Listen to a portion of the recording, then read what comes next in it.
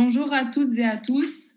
Tout d'abord, l'Instant Ayastan vous souhaite une très bonne année 2021, malgré le contexte actuel, que ce soit pour la Covid-19 ou pour les soldats en Artsakh et en Arménie.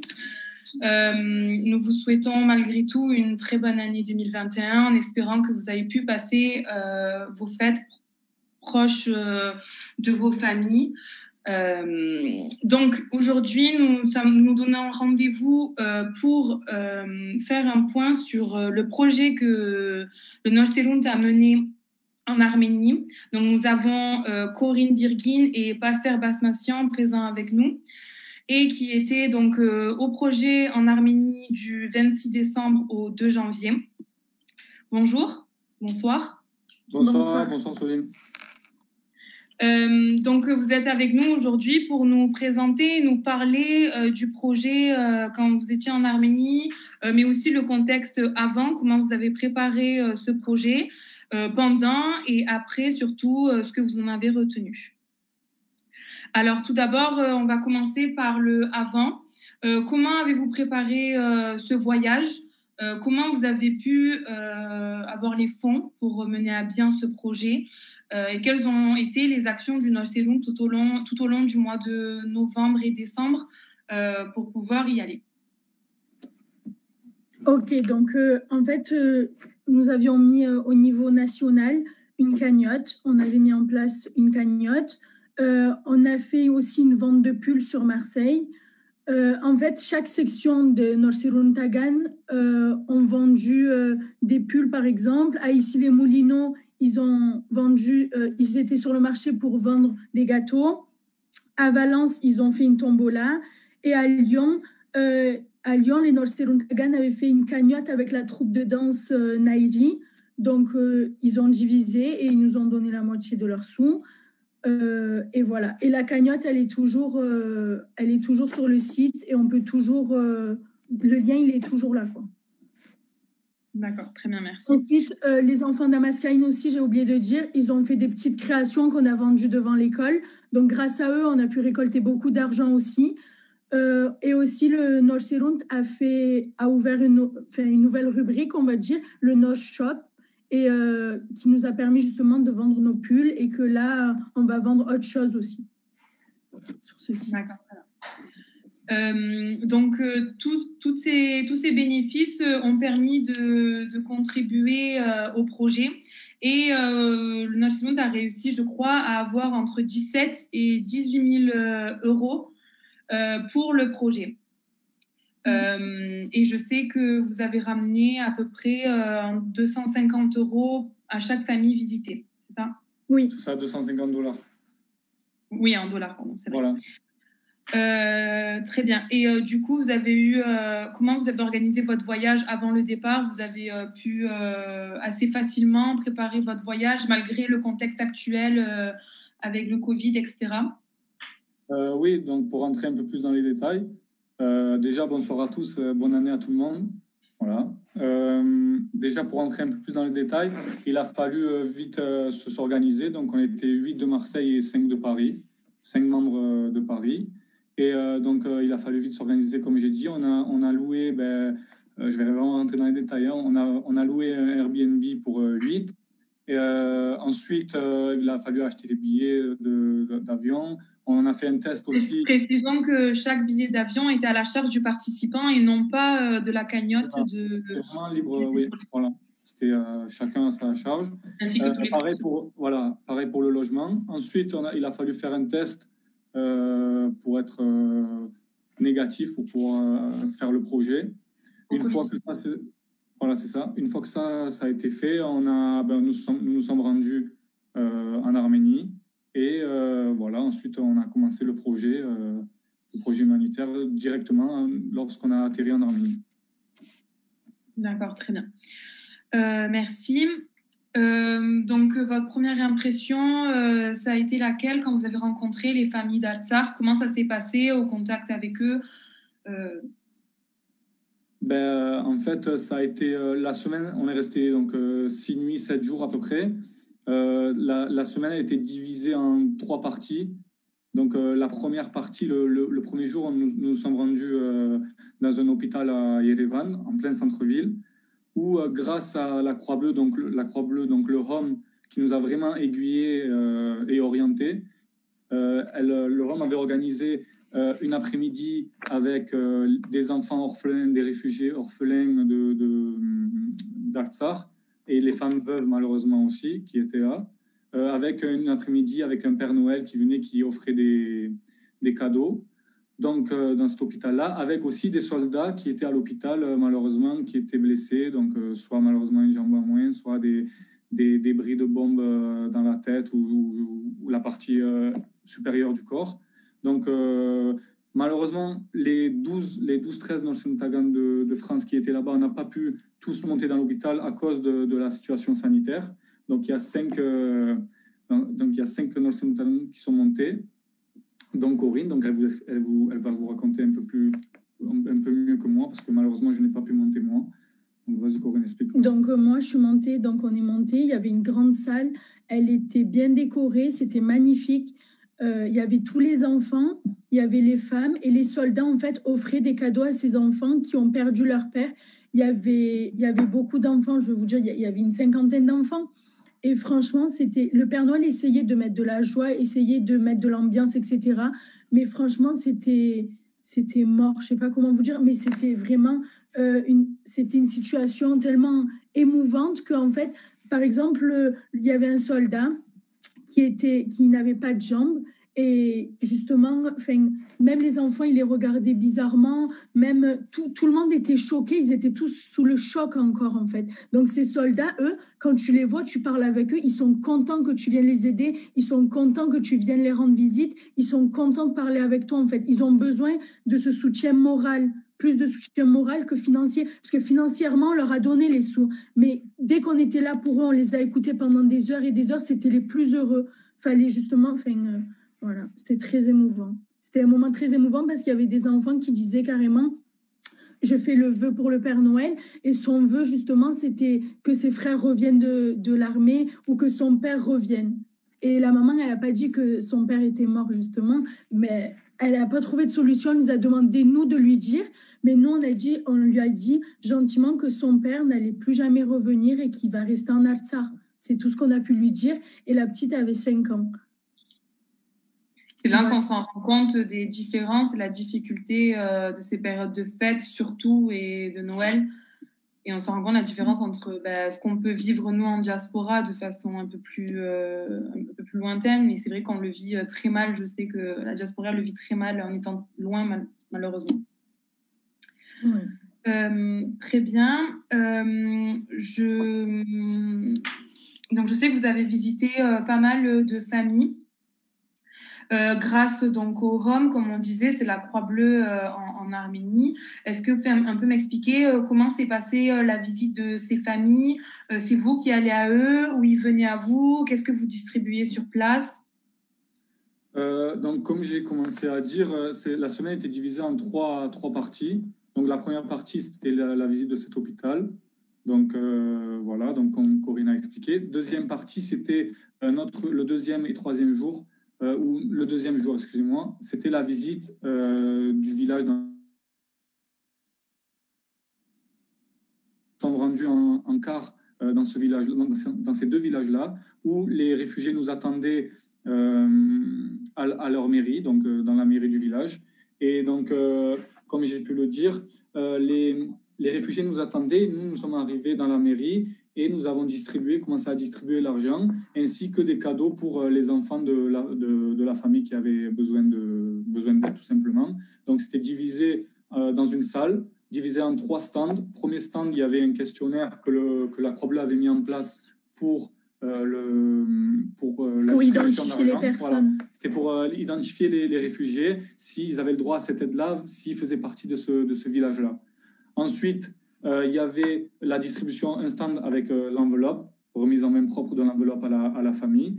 Et ensuite, la remise de cadeaux s'il y avait un enfant dans la famille pour pouvoir faire plaisir à cet enfant-là pour qu'il puisse passer.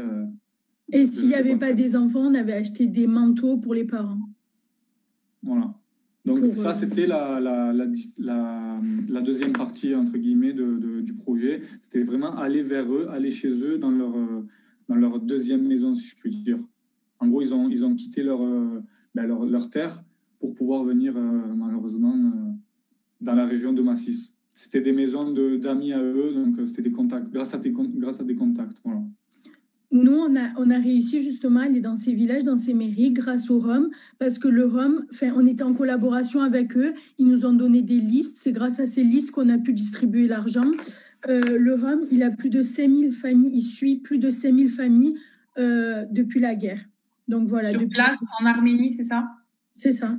Et eux, ils ont un projet en amont, c'est de suivre un maximum la famille dans le temps, en gros.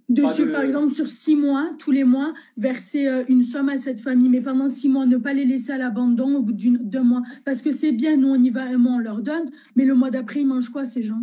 Du coup, le Rhum, il prend en compte tout ça et il va sur 6 mois, à peu près. D'accord, très bien. Et vous avez pu rencontrer sur place donc le Rhum et aussi le HEM, c'est la jeunesse arménienne comme nous en France, mais eux c'est en Arménie. Quels ont été vos contacts? Comment ça s'est passé? Comment vous avez rencontré?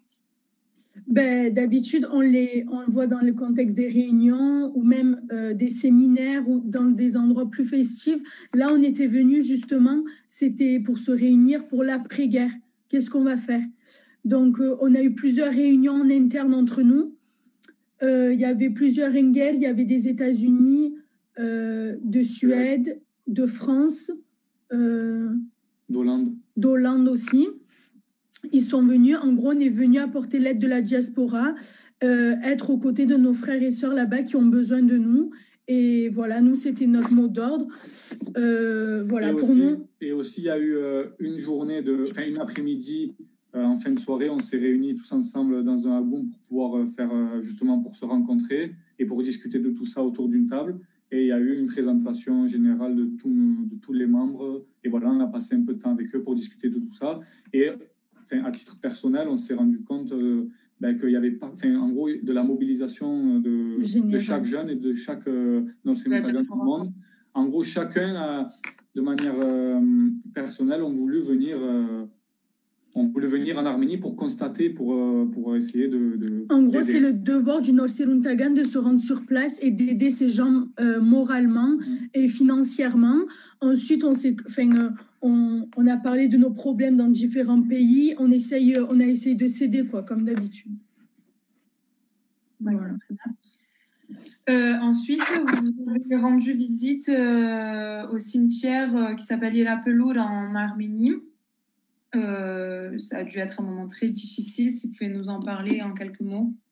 Le cimetière militaire du Yelapelour, c'était, en fait, déjà sa superficie, elle a triplé, je vais dire, même quadruplé. C'était vraiment hallucinant, choquant. Quand on est en France et qu'on voit ça, on se dit ouais, ça va, mais quand tu es sur place, c'est très émouvant. Tu vois la réalité des choses. Quand tu vois qu'il y a des gens plus petits que toi qui meurent pour ton pays et que toi, tu n'as pas cette force-là ou que tu n'es pas sur le terrain, c'est qu'il y a un problème pour moi. Personnellement, je pense que voilà. Ensuite, c'était choquant, il n'y avait pas de bruit. D'habitude, donc le 31, on est monté au Yelapelour. On a allumé des cierges sur chaque tombe. On était plus de 2 millions de personnes, mais il n'y avait pas de bruit. C'était tout silencieux. C'était très, très, très émouvant de voir les parents, les femmes qui étaient sur les tombes de leurs fils. Voilà, c'était très émouvant. Voilà. Merci, on ressent l'émotion dans ce que vous dites. Donc, du coup, pendant la période que vous étiez là-bas, comme je le redis, c'était du 26 décembre au 2 janvier. Donc, vous avez forcément passé le 31 décembre sur place. Est-ce que vous pouvez me dire ce que vous avez fait le 31 décembre? Le 31, en fait, ce qu'on a compris, nous, en Arménie, c'est que le 31, pour eux, ça reste quand même c'est quand même sacré, entre guillemets. Ils attendent ce jour-là pour se rassembler en famille, avec les voisins, etc. Donc, dans les rues de Yerevan, d'habitude, ce qu'on a compris, nous, et ce qu'on nous a dit, c'est que d'habitude, les années précédentes, c'est vraiment l'euphorie. Il y a le feu d'artifice, oui, voilà, il y a le sapin sur le Harabarag, alors que là, il n'y avait absolument rien. Il n'y avait rien. Il n'y avait que les soldats, les photos des soldats sur le Harabarag. Et donc, nous sommes rendus dans une famille qui nous a accueillis. C'est la famille d'un Nguer à nous du groupe. Et donc, on s'est rendu là-bas parce qu'il nous a invités avec plaisir.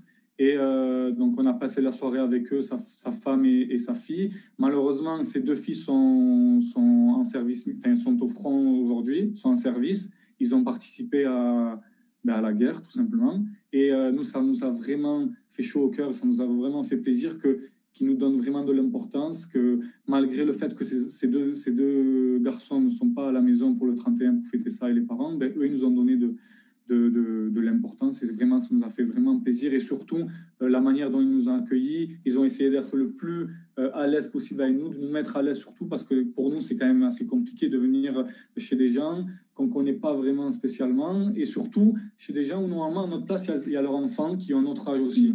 Donc, c'était assez particulier pour nous. On était un peu émus, et surtout de les voir aussi, et eux surtout comment ils s'adaptaient à nous, c'était magnifique, et on ne remerciera jamais assez pour ça. Ils nous ont accueillis comme des rois, on a mangé comme des rois, et voilà, c'était magnifique, et on a passé le 31 là-bas. Voilà. Et on est rentré à la maison après ça. Enfin, je veux dire, Yerevan, c'était pas la folie. Hein. Oui, c'était pas le 31 festif comme chaque année, ce qui est normal d'ailleurs, vu le contexte actuel. Et au Harabarag, justement, il y avait Noinguer sous la tente, parce qu'il faut savoir qu'au Harabarag, Noinguer, ils ont mis des tentes.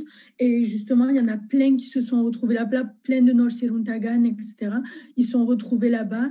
Et c'était pas la joie. Ils ont fait un feu de camp, ils ont sorti leur guitare et ils ont commencé à chanter et à prier pour nos héros. Voilà.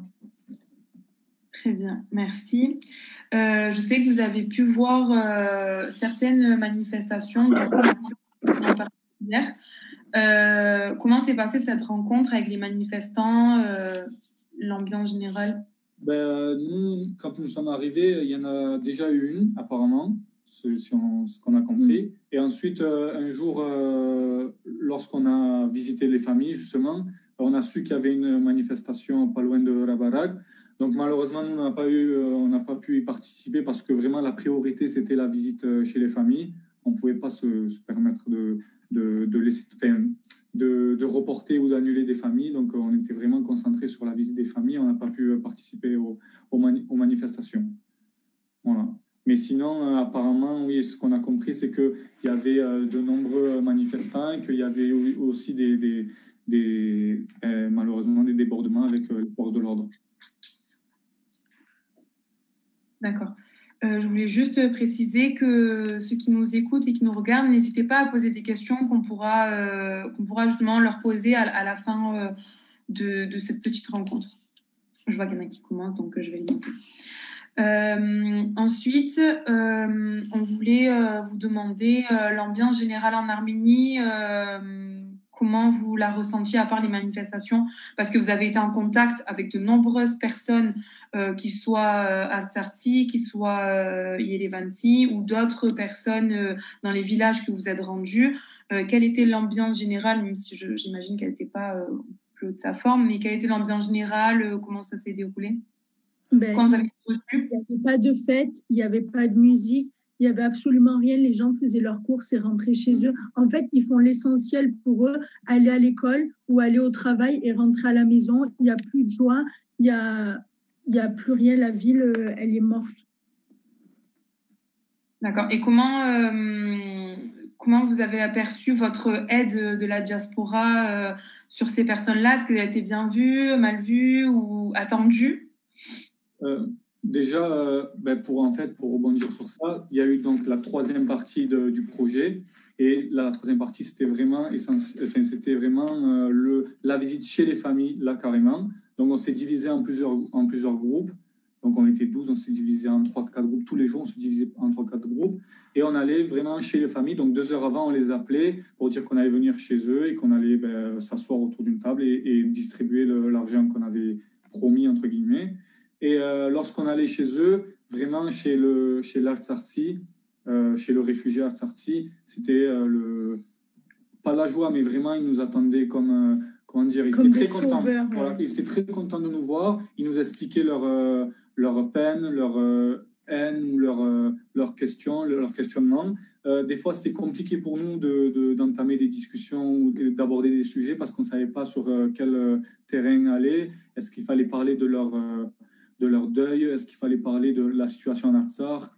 Au début, c'était assez particulier, mais finalement, eux, ils nous mettaient à l'aise pour la plupart. Il y a eu des cas exceptionnels, mais pour la plupart, ils nous ont mis à l'aise, donc on a pu échanger avec eux. Pour eux, pour les Artsakhi, pour les réfugiés, c'était, comment dire, ils sont très, très, très contents et ils sont reconnaissants de l'aide de la diaspora. Vraiment, ce qu'ils voient et ce qu'ils entendent, ils sont vraiment reconnaissants. Ils nous remercient 1000 fois pour notre aide, pour la nôtre et pour toute la diaspora du monde entier, quoi. Donc vraiment, ils sont reconnaissants et ils sont dans l'attente. Moi, j'ai visité plusieurs familles où les femmes étaient dans l'attente soit de leur situation, ils ne savaient pas ce qu'ils allaient devenir.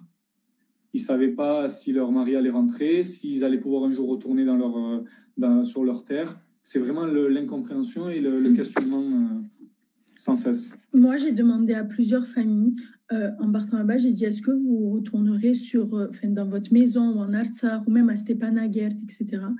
Ils m'ont dit non. J'ai dit pourquoi?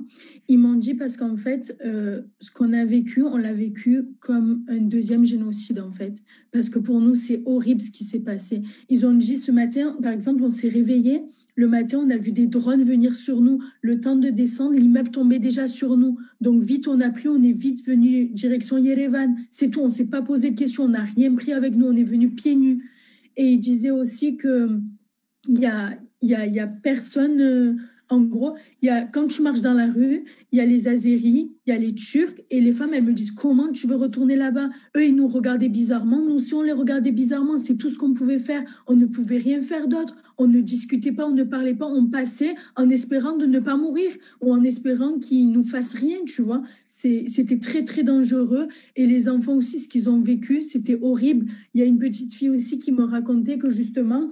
il y en a un qui a essayé de la capturer, quoi. Et elle s'est défendue comme elle pouvait. Elle était assez grande, 15 ans, et elle a couru, mais elle ne savait pas où elle allait. Elle courait pour courir, elle est montée dans une voiture, elle est venue à Yerevan. Voilà. Effectivement, c'est des histoires assez touchantes. Ouais. Très bien. Donc, je voulais vous demander un peu, pour vous, la journée la plus marquante sur cette semaine-là, si vous avez une petite anecdote ou la journée la plus marquante que vous ayez eue de cette semaine, qui vous a le plus touché ou que vous voulez partager avec nous. Après ça, c'est propre à chacun des 12, pardon. Oui, de vous deux en particulier, s'il y a une journée qui vous a le plus touché ou marqué.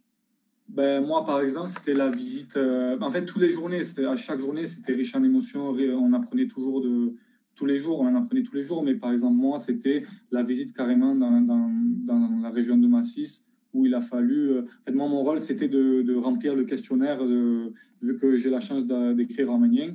Donc, il fallait que j'écrive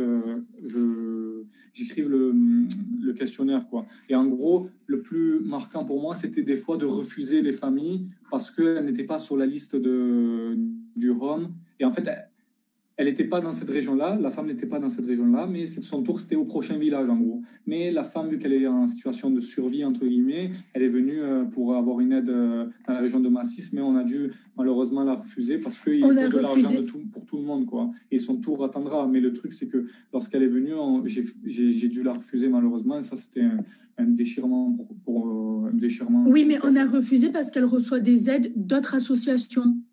Parce qu'on ne peut pas se permettre de donner à une famille beaucoup de sommes. Genre, il faut qu'il y ait des sous pour tout le monde, en fait. La diaspora, elle a donné des sous pour tout le monde. Très bien. En fait, chaque famille était rattachée à un village, c'est ça? C'est ça. Donc, elle devait ensuite se rattacher sur le village qui lui correspondait. Sinon, personnellement, c'était le 31 pour moi la meilleure. Comme je l'ai expliqué juste avant, la famille qui nous a accueillis, comment elle nous a accueillis dans des circonstances comme ça, c'est vraiment pour moi le moment, entre guillemets, mon moment préféré, en gros. Voilà. Parce que c'est quand même, quand on n'a pas nos deux garçons à la maison et qu'on accueille d'autres jeunes qu'on ne connaît pas forcément, ça en dit long sur leur bienveillance envers nous et sur le respect qu'ils peuvent avoir pour nous et mutuellement nous pour eux. Voilà. Et moi, celui qui m'a marqué le plus, c'était quand, en fait, on a reçu au Hagoum plusieurs familles aussi. C'était les familles de Chouchi, les réfugiés de Chouchi. Et c'est quand, en fait, on a dit aux enfants qu'on avait des cadeaux pour eux. Ils nous ont vus comme le Père Noël. Ils étaient super heureux, quoi. Et pour nous, cette joie, c'était ça qu'on voulait, quoi. Ils se sont fait des câlins entre eux et tout. C'était les plus heureux. Et ça, c'était un moment assez marquant.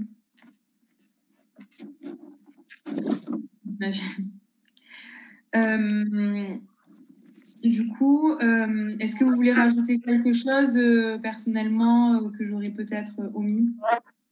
Comment? Est-ce que vous voulez rajouter quelque chose sur le projet, sur la semaine que vous avez passée?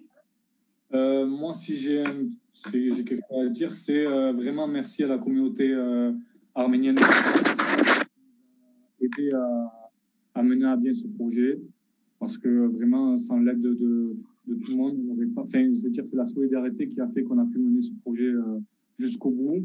Et pourquoi pas aider encore ces réfugiés-là, ces assortis dans ce malheur, quoi, tout simplement. Pourquoi pas leur apporter une aide supplémentaire, encore une fois, parce que c'est jamais assez. Hein.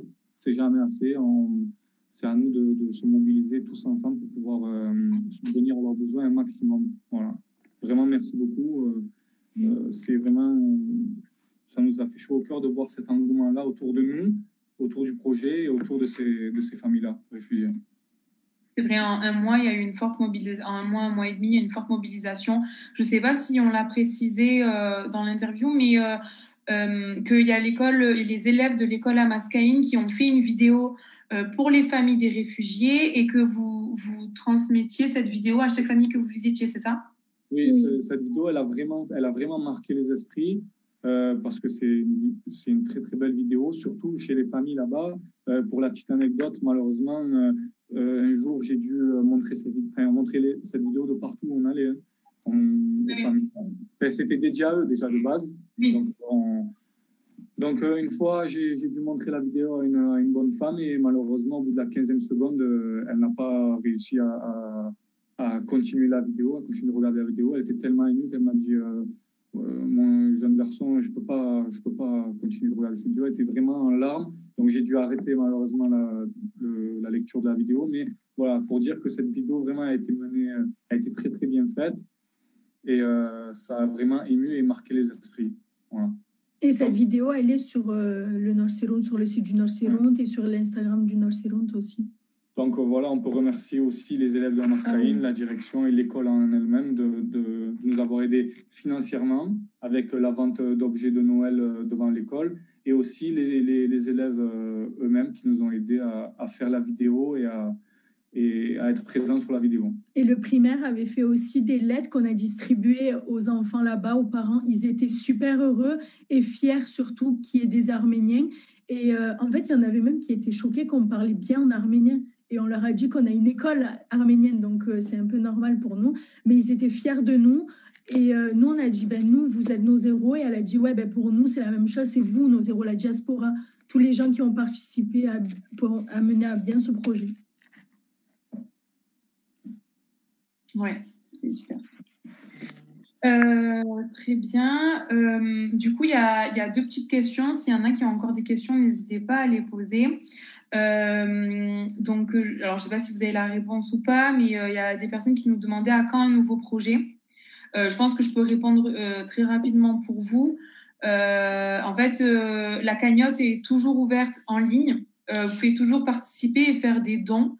On prévoit, alors il n'y a pas de date pour l'instant, mais je sais qu'on prévoit d'aller très vite, encore une fois, sur le terrain en Arménie. Mais pour ça, comme d'habitude, le nerf de la guerre, c'est l'argent pour pouvoir y aller, pour pouvoir donner de l'argent aux familles, les aider financièrement, moralement.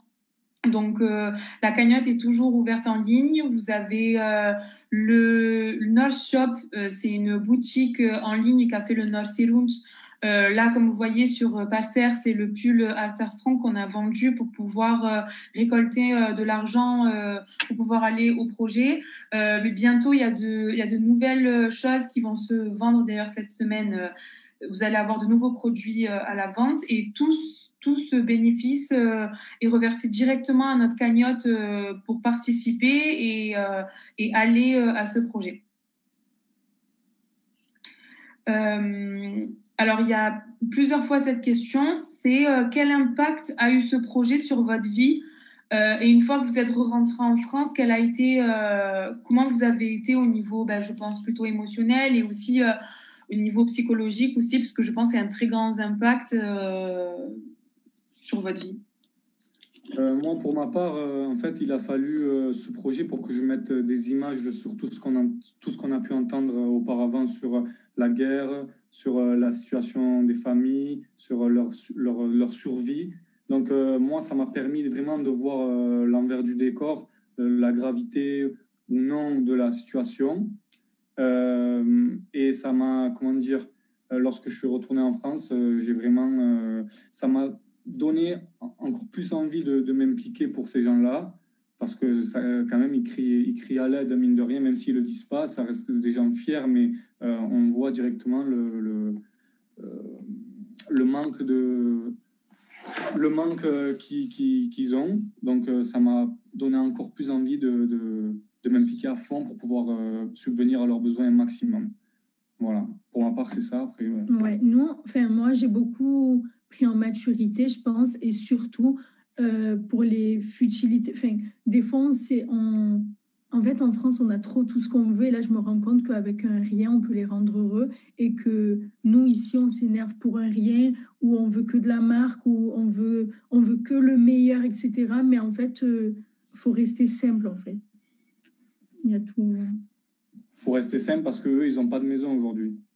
Nous, on a un toit, heureusement pour nous, on a une situation stable. Mais eux, dans le questionnaire de la Croix-Bleue qu'elle m'a donné pour que je puisse leur poser des questions, il y avait une question, est-ce que vous voulez retourner chez vous?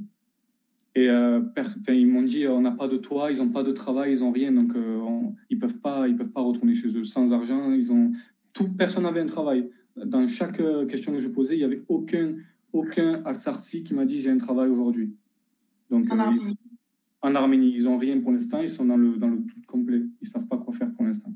Donc nous, on a une situation stable, eux non, malheureusement. Donc comme elle dit Corinne, il faut être un peu plus simple dans notre vie, tout simplement.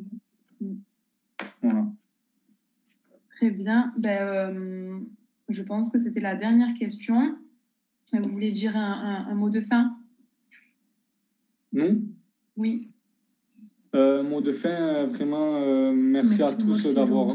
merci au North Serund, au Bureau national d'avoir mis en place, créé ce projet. Merci encore une fois, je répète, à toute la communauté arménienne de France qui nous a aidés, des donateurs, jusqu'à de l'école à Mascaïne. Vraiment, merci à tous parce que nous, certes, on nous a que représentés là-bas. C'est vraiment, on a apporté un message, mais de toute la communauté arménienne de France. Voilà. D'ailleurs, au nom de l'équipe Ayastan, je voulais vous dire un grand merci parce que vous avez été un peu les ambassadeurs de la diaspora et surtout de la communauté arménienne de France. Donc oui, ça a été un projet fait par le North Serund, impulsé par le North Serund, mais c'est vous qui vous êtes rendus volontaires à ce projet. Vous avez entre guillemets, pris sur vos vacances, où beaucoup d'Arméniens ou simplement de Français ont profité de leurs vacances, de ces 2 semaines de Noël et jour de l'an, qui ont profité avec leur famille. Vous, non, vous vous êtes dit, non, on va aider la communauté sur place. Vous n'avez pas réfléchi 2 secondes et vous êtes allés sans hésitation. Donc, merci beaucoup à vous de nous avoir représentés en Arménie, d'avoir essayé d'apporter ce petit soutien moral et financier. Tout ce qu'on a pu un minimum faire, on l'a fait. Comme toujours, on essaye de faire au mieux. Et en tout cas, merci beaucoup. Je pense, avec tous les commentaires que je vois sur Facebook, je pense que tout le monde est d'accord avec moi. Bravo à vous, tout ce petit groupe. Je crois que vous étiez un peu moins que 20. Bravo à vous tous d'avoir fait ce projet. J'espère que la communauté arménienne de France sera au rendez-vous pour notre prochain projet. Et de toute façon, on se tiendra au courant sur les réseaux sociaux s'il y a un nouveau départ. Et la cagnotte en ligne est toujours ouverte. Et restez connectés pour nos shops aussi. Bientôt, de nouveaux produits dérivés vont arriver sur place. En tout cas, merci beaucoup pour cette interview et à la prochaine. Merci, à la prochaine. Au revoir.